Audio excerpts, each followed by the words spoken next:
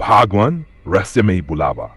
राजस्थान के एक छोटे से गांव में एक पुरानी सुनसान हवेली थी जिसे लोग अभिशप्त हवेली कहते थे। कहते हैं कि वहां जाने वाले कभी लौटकर नहीं आते थे। हवेली का मालिक ठाकुर रणविजय सिंह वर्षों पहले रहस्यमय परिस्थितियों में लापता हो गया था। तब से हवेली वीरान पड़ी थी। गांव के युवा पत्रकार अर्जुन को भूत प्रेत की कहानियों पर यकीन नहीं था।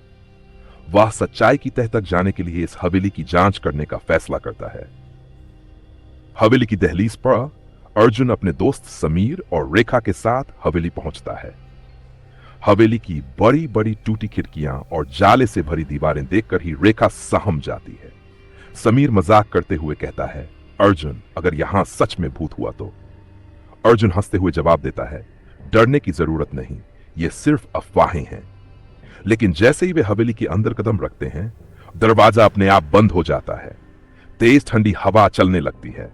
तीनों घबरा जाते हैं, लेकिन फिर भी आगे बढ़ते हैं। हवेली के अंदर सब कुछ बिखरा हुआ था। दीवारों पर पुराने समय की तस्वीरें टंगी थीं, जिन पर धूल की मोटी परत थी। अचानक उन्हें एक कमरे से किसी के रोने की आवाज सुनाई देती है। कोई यहां है? अर्जुन जोर से पूछता है, लेकिन जवाब में सिर्फ सन्नाटा। रेखा का हाथ कांपने लगता है। समीर कहता है, हमें यहां से चलना चाहिए। लेकिन अर्जुन किसी भी कीमत पर सच्चाई जानना चाहता था। वे तीनों आवाज की दिशा में बढ़ते हैं और एक बड़े से कमरे में पहुंचते हैं। वहां एक पुरानी झूला कुर्सी अपने आप हिल रही थी। अचानक रेखा जोर से चीख पड़ती है, देखो, वो रहा। कमरे के कोने में सफेद साड़ी पहने एक स्त्री खड़ी थी। उसके चेहरे पर गहरी झुर्रियां थी और उसकी आंखें जलती हुई लाल थी। भागवोर, हवेली का अभिशाप। अर्जुन हिम्मत करके पूछता है, तुम कौन हो? वह स्त्री धीमे स्वर में बोलती है, मैं इस हवेली की रक्षक हूं और तुम लोगों को यहां नहीं आना चाहिए था। इतना कहकर वह गायब हो जाती है और कमरे में एक पुरानी डायरी गिरती है। अर्जुन वह डायरी उठाता है और पढ़ने लगता है। डायरी ठाकुर रणविजय सिंह की थी।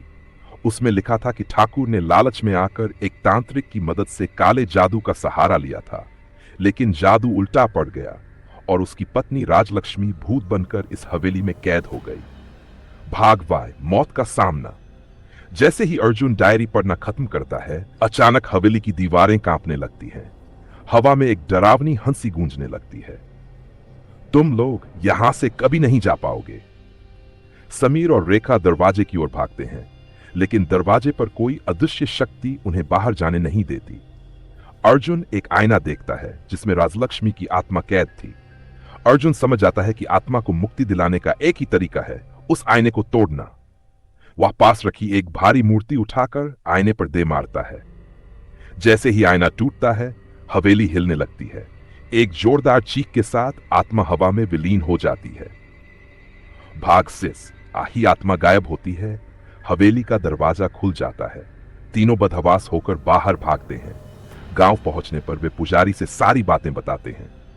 पुजारी कहते हैं, तुम लोगों ने बहुत बड़ा काम किया है, अब यह हवेली मुक्त हो गई है। लेकिन अर्जुन की नजर अपनी जेब में रखी ठाकुर की डायरी पर पड़ती है। आखिरी पन्ने पर कुछ लिखा था, यह अभिशाप खत्म नहीं हुआ है। अगला शिकार वही होगा जो इस कहानी को जानेगा। अर्जुन की सांसें तेज हो जाती हैं। कहीं यह डायरी पढ़ने का मुस्किनदारी नहीं। क्या यह कहानी सच थी या फिर सिर्फ एक अफवाह? यह तो वक्त ही बताएगा।